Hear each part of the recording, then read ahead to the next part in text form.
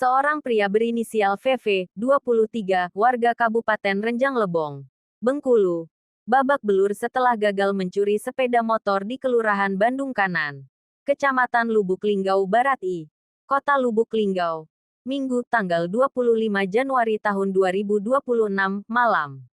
Pelaku diketahui mengambil motor yang terparkir dalam kondisi tidak terkunci dan mendorongnya sekitar 50 meter sebelum aksinya dipergoki warga, yang kemudian meneriakinya maling. Saat tertangkap, pelaku sempat mengancam warga dengan senjata tajam hingga memicu amukan massa yang mengakibatkannya mengalami luka-luka. Sebelum akhirnya diamankan tim Macan Linggau dan dibawa ke Polres Lubuk Linggau. Kasat Reskrim Polres Lubuk Linggau AKPM Kurniawan Azwar melalui Kanit Pidum Ibda Suwarno membenarkan kejadian tersebut dan menyebutkan pelaku telah diamankan. Namun kasus belum dilaporkan secara resmi karena pemilik kendaraan masih mencari kelengkapan dokumen sepeda motor. Polisi pun mengimbau masyarakat agar lebih waspada dan menggunakan kunci tambahan saat memarkir